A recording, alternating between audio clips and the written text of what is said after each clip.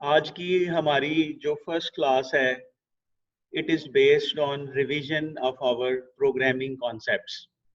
तो इसमें हम कुछ भी नया नहीं पढ़ेंगे, इसमें हम कुछ रिवाइज करेंगे, कुछ बेसिक से स्टार्ट करेंगे।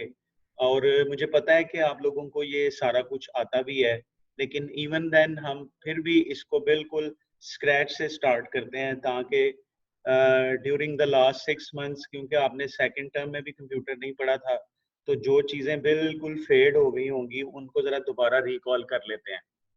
तो इसके लिए आप लोगों के पास फर्स्ट ऑफ ऑल नोटबुक और पेन अपने पास रखें।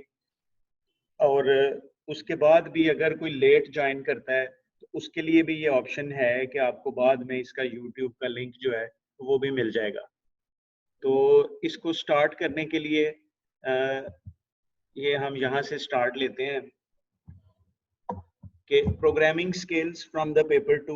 अभी जो हमारी क्लास होगी उसमें हम देखेंगे कि पर्पस क्या है प्रोग्रामिंग का, प्रोग्राम का स्ट्रक्चर क्या होता है, वेरिएबल्स की क्या ज़रूरत है, और डिफरेंट वेरिएबल्स जो हम यूज़ करते हैं उनका क्या पर्पस है। तो फर्स्ट ऑफ ऑल प्रोग्रामिंग क्या है हमें पता है।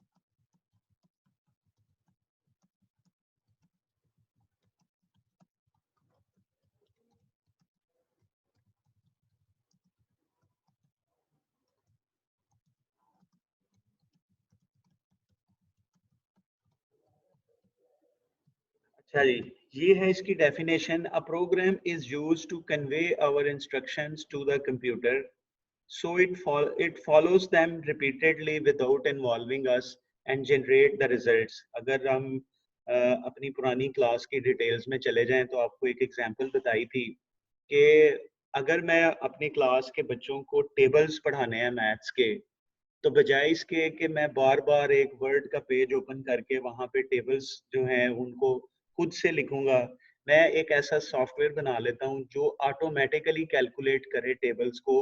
मैं सिर्फ उसको ये बताऊं कि मुझे आज 3 का टेबल चाहिए, तो आप सिर्फ 3 लिखेंगे।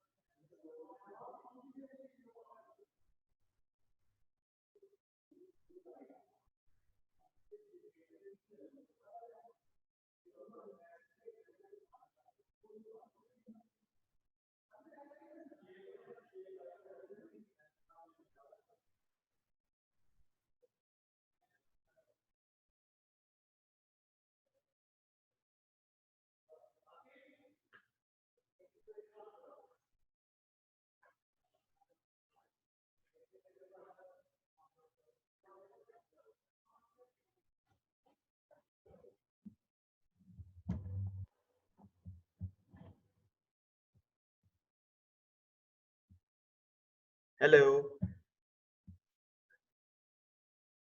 अच्छा, एक थोड़ा सा पॉज आ गया था, इसमें लाइट ऑफ हो गई थी, इस वजह से जरा ये 2 मिनट जो है ना खामोशी करनी पड़ी है इसमें। आवाज आ रही है सबको?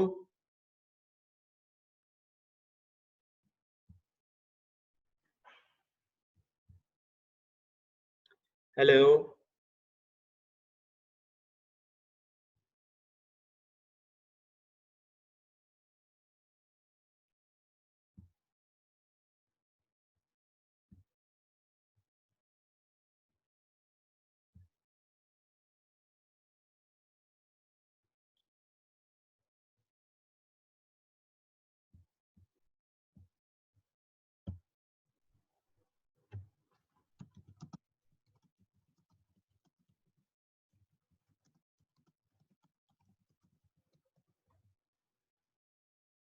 हाँ जी, आवाज आ रही है सब लोगों को?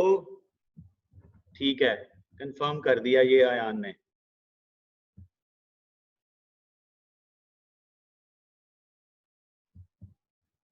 अच्छा जी, उसके बाद ये वापस आ जाते हैं हम जो डेफिनेशन डिस्कस कर रहे थे कि हम कंप्यूटर को परमानेंटली एक इंस्ट्रक्शन दे देंगे और वो उसको फॉलो करता रहेगा और उसके रिजल्ट्स को जनरेट करता रहेगा।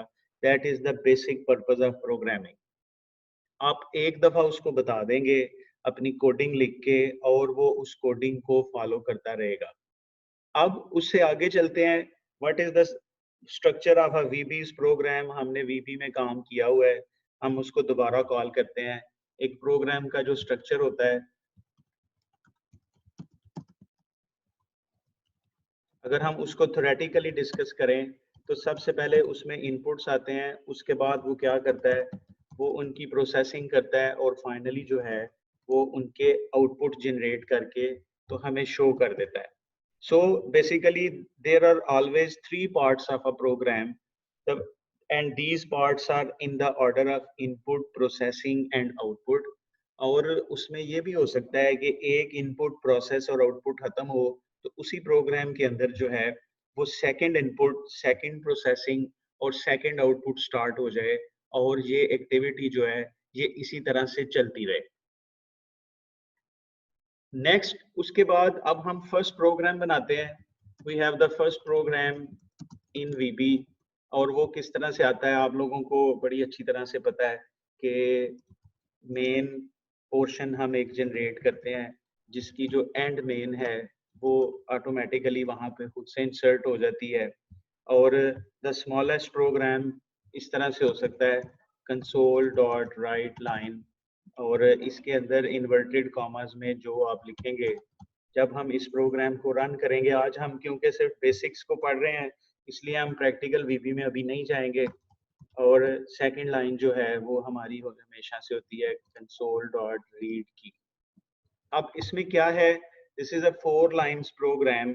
और इस 4 लाइन के प्रोग्राम में ये होता है कि आपने जब इसको रन करना है वो कंसोल डॉट राइट लाइन की इंस्ट्रक्शन को ट्रांसलेट करेगा कि आपने इसको प्रिंट करवाना है, वहां पे एक लाइन में वेलकम आ जाएगा। और कंसोल डॉट रीड की से क्या करता है कि it holds the output window until the user has completely reviewed it.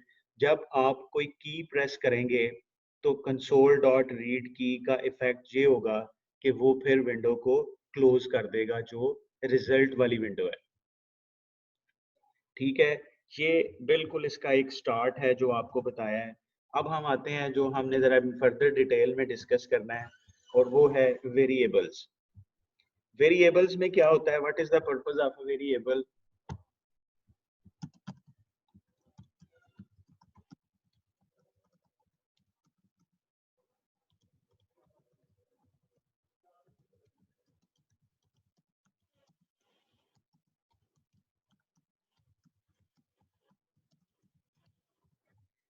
दो तरह की इनपुट वैल्यूज हो सकती हैं जो हम अपने प्रोग्राम के अंदर सेव करवाते हैं।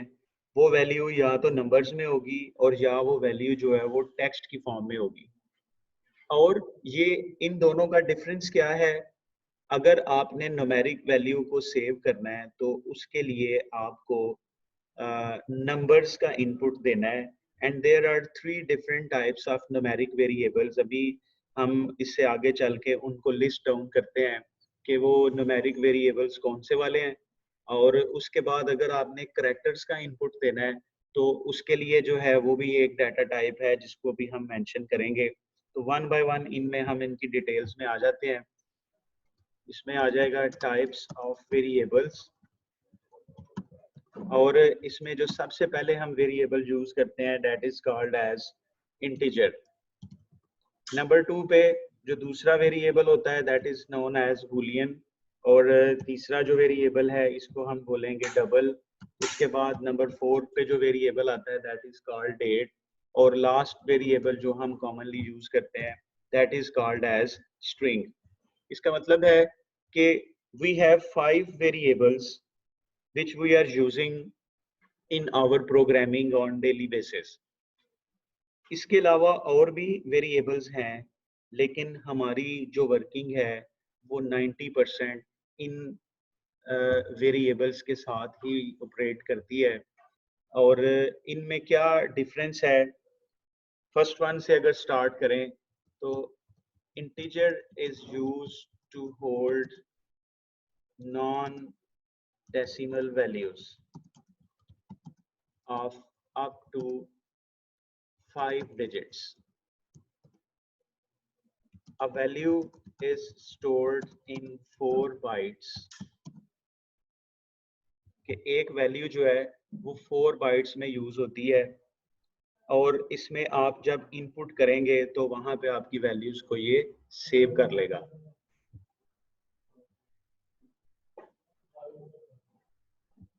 अच्छा जी, उसके बाद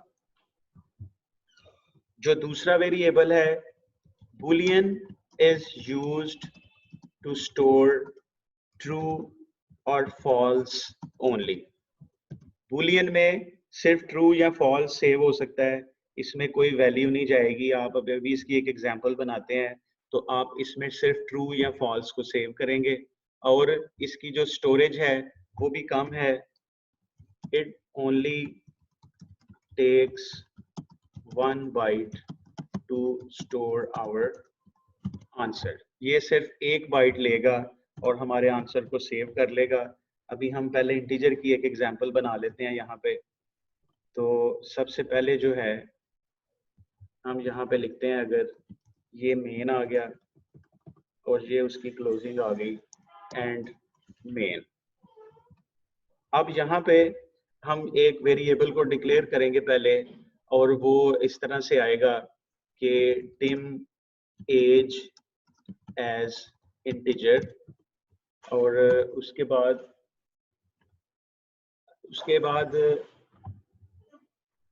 नौ बच्चे, मैं नाम आपको दे देता। अच्छा, उसके बाद क्या है, ये हमने इंटीजर को डिक्लेयर कर लिया और हम यहाँ पे लिखते हैं console dot write line enter the age of student। उसके बाद हमने इसमें इनपुट लेना है, जो इंटीजर आपने ऊपर डिक्लेयर किया हुआ है हम लिखेंगे age is equal to console dot read line और उसके बाद हम इसको प्रिंट करवा लेंगे console dot write line your age is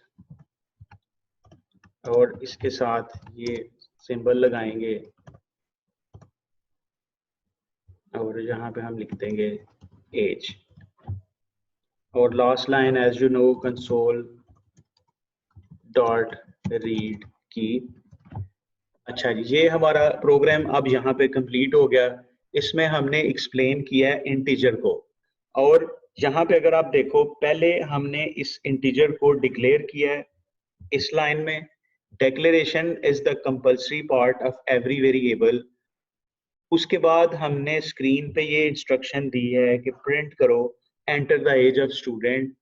फिर हमने उस इनपुट को रिसीव कर लिया और जो भी आप लिखोगे, suppose if the value is 25 तो वो एज में आके सेव हो जाएगी और फिर उसके बाद हम उसको प्रिंट करेंगे तो रिजल्ट स्क्रीन पे आएगा योर एज इज। और आपको पता है जो हमने प्रिंट करवाना होता है वो इन्वर्टेड कॉमास में आता है और जब आपने उसके साथ वेरिएबल वैल्यू को कंबाइन करना है तो उसके लिए आप एंड साइन एक साथ लगाएंगे और उसके आगे लिखेंगे हम variable name and it prints the value not the word itself. और फाइनली कंसोल डॉट रीड की, इससे वो आपको आंसर दे देगा। अगर वैल्यू 25 थी तो उसके लिए इंटीजर को ही डिक्लेयर करना चाहिए। ठीक है, अब इसके बाद हम दूसरे वेरिएबल में आ जाते हैं। उसमें हम क्या करेंगे कि हम वेरिएबल की वैल्यू को चेंज कर देते हैं। क्वेश्चन आंसर्स अभी ये इन द नेक्स्ट 20 मिनट्स ये लेसन पूरा हो जाता है, फिर मैं आपके सबके क्वेश्चन का आंसर दूंगा। अब दूसरे नंबर पे हम इस वेरिएबल को चेंज करते हैं और हम यहाँ पे वर्ड लगा लेते हैं कोड और इंटीजर वेरिएबल को हम यहाँ से रिप्लेस कर देंगे डबल के साथ। Double is a variable which can hold the fractional part of the values also, या जिसमें आप पॉइंट वाली वैल्यूज को भी सेव कर सकते हैं। और हम यहाँ पे लिखते हैं enter the code to unlock, और इस कोड का हम यहाँ पे इनपुट लेते हैं।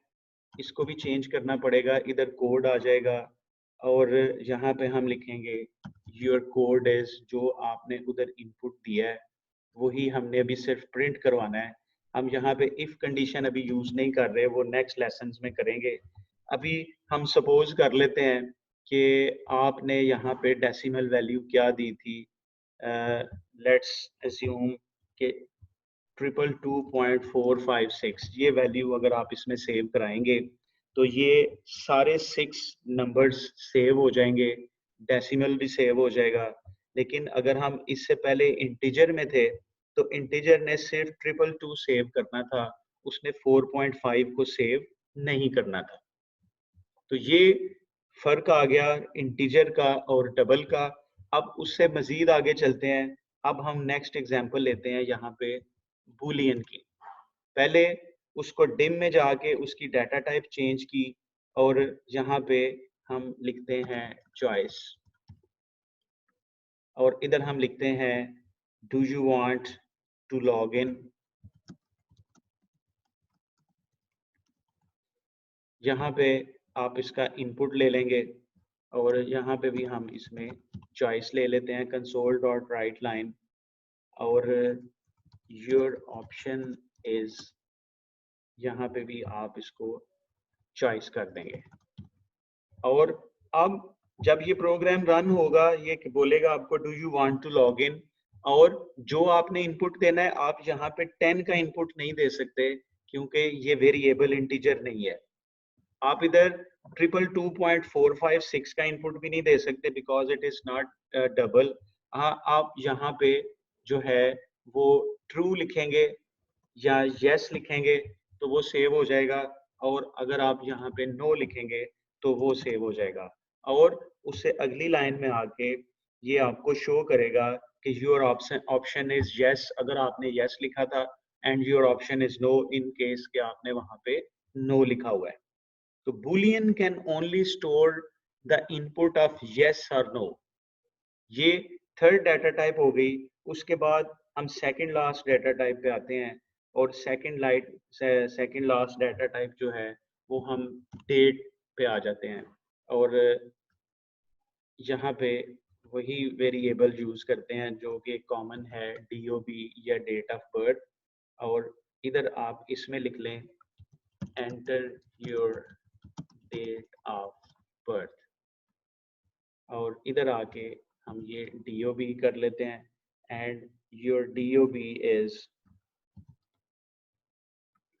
यहाँ पे भी DOB आ जाएगा।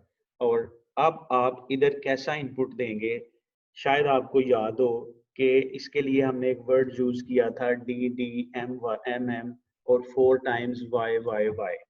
इसका मतलब ये है कि आपने इनपुट हमेशा 2 इंटीजर्स में डे मेंशन करना है, 2 इंटीजर्स में मंथ मेंशन करना है, और 4 इंटीजर्स में आपने यहाँ पे उसका साल मेंशन करना है। For example the date of birth of someone is 2002 and 12 May. अगर हम ये चाहते हैं कि मंथ पहले एंटर हो और डे जो है वो सेंटर में आए, तो आपको वीबी में जाने से पहले विंडोज की सेटिंग्स में जाके कंट्रोल पैनल में उधर से डेट फॉर्मेट को पहले चेंज करवाना पड़ेगा, और फिर वो यहाँ पे उसको एक्सेप्ट करेगा।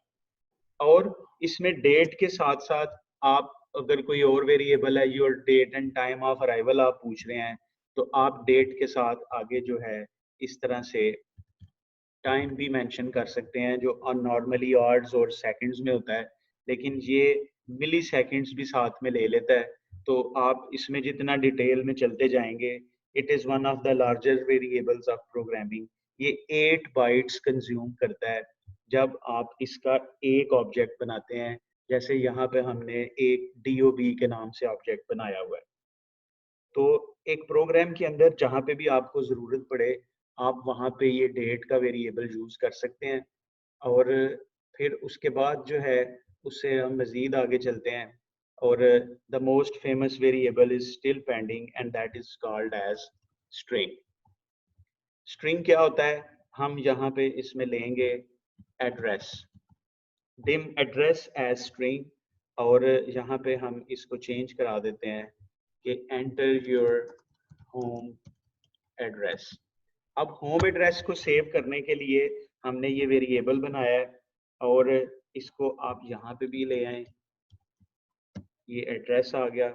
उसके बाद अब हमने आंसर को प्रिंट भी करना है तो हमें यहाँ पे भी इसको चेंज करना पड़ेगा, योर एड्रेस एंटर्ड इज, और यहाँ पे भी इसको आप एड्रेस बना लेंगे। अब आप इस प्रोग्राम को रन करते हैं और सपोज आपने इनपुट दिया है house number 5, street number 7 and F71 Islamabad.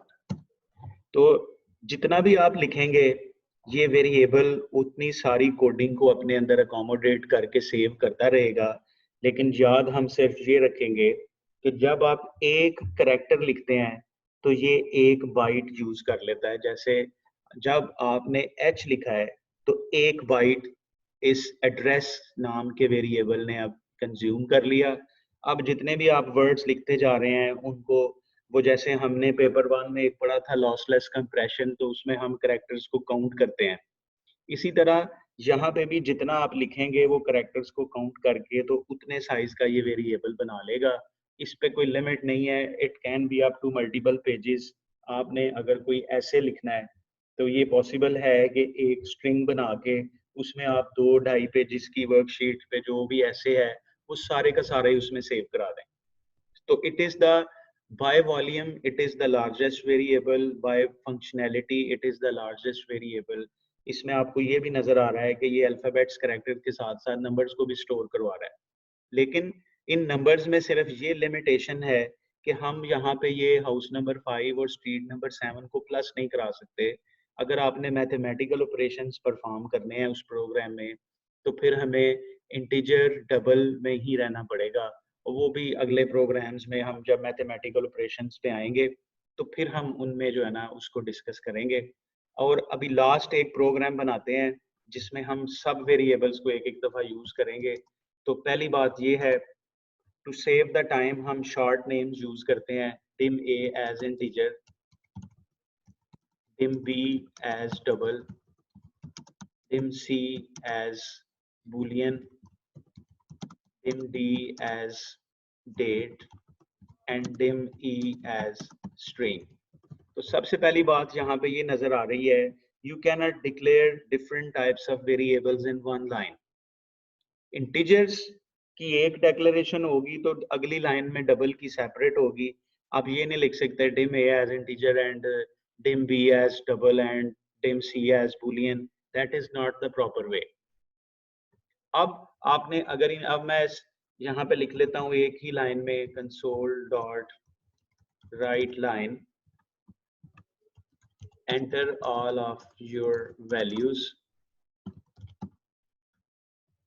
और फिर हम लिखते हैं a is equal to console dot read line, और मैं इसको कॉपी कर लेता हूँ और यहाँ पे मैं इसको 3, 4, 5 टाइम्स इसको पेस्ट करा लेता हूँ, और इधर जो है आप इनके नाम बदल देंगे, A हो गया, B हो गया, यहाँ पे ये C आ गया, उसके बाद इसको D कर दें और ये लास्ट वन जो है इसको E कर दें। अब यहाँ तक जो हमने कोडिंग की है ये 5 इनपुट्स जो हैं उनको रिसीव कर लेगा, और फिर उसके बाद आगे चल के हमने इनको प्रिंट करवाना है। तो console dot write line you entered, यहाँ पे हम लिख देते हैं A।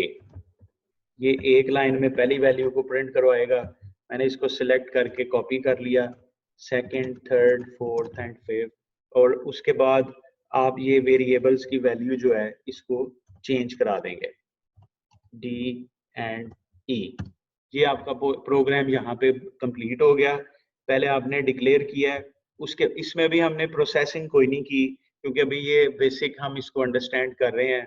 ये यहाँ पे भी एक स्लैश आ गया है, इसको भी ठीक कर लें। इधर हमें इन्वर्टेड कॉमा चाहिए था। अच्छा, अब सपोज आपका जो इनपुट है वो इस ऑर्डर में है। उसने सबसे पहले आपको इंटीजर वैल्यू पूछी थी, मैंने 22 बता दिया। उसके बाद उसने एक डबल वैल्यू पूछी थी, मैंने उसके लिए ये इनपुट कर दिया। फिर उसने एक बूलियन पूछा था, मैंने यस बता दिया। फिर उसके बाद उसने डेट पूछी थी, तो अगेन मैं यहाँ पे ये डेट एंटर कर देता हूँ। और उसके बाद मैं यहाँ पे स्ट्रिंग में आ गया हूँ, तो मैं लिख देता हूँ lesson 1 that repeats the basics of program in VB.NET। तो ये आपके 5 इनपुट्स हैं। एक ही प्रोग्राम के अंदर हमने 5 डिफरेंट टाइप्स ऑफ वेरिएबल्स को यूज किया है। उसके बाद हमने उनको यहाँ पे रन करके देखा है कि इसका रिजल्ट हमें कैसे मिलेगा। ये उसका रिजल्ट है। अभी इसको हमने वहाँ भी यहाँ एडिटर पे परफॉर्म किया है। नेक्स्ट लेसन से हम इसको प्रोग्रामिंग में ले जाएंगे, लेकिन अभी हमारा पर्पस जो था, हम अगर अभी स्टार्ट में आ जाएं, तो इस फर्स्ट लेसन का मेन पर्पस था टू रिकॉल द वेरिएबल्स। और यहाँ पे भी आपको नजर आ रहा है कि हम वेरिएबल्स को रिकॉल कर रहे थे। यहाँ सारा वेरिएबल्स हमें नजर आ रहे हैं और उसमें आपको ये सारी सूरत हाल जो है ये नजर आ रही है। This is all about our first lesson. Maximum 30 to 35 minutes का आपका सब्जेक्ट का लेसन होगा। और ये अभी जो हमने रिकॉल किया है, जो आपको याद करवाया है, जो हम पहले बेशुमार दफा पढ़ चुके हैं, this lesson is related to the variables and its types। आपको सब याद आ गया होगा। अभी ये सेशन जो है ये अभी क्लोज हो जाएगा क्योंकि आपको पता है जूम में more than 40 minute session is not allowed. अभी मैं आपको दोबारा से ज्वाइन करूंगा, तो उसमें फिर मैं आप लोगों के जितने भी आंसर्स हैं मैं वन बाय वन अभी उनको आंसर करता हूँ। तो यहीं पे रहें, जाना नहीं। अभी विद इन 2 to 3 मिनट्स आपको दोबारा से एक नए सेशन की कॉल जो है वो अभी आ जाएगी। ठीक है।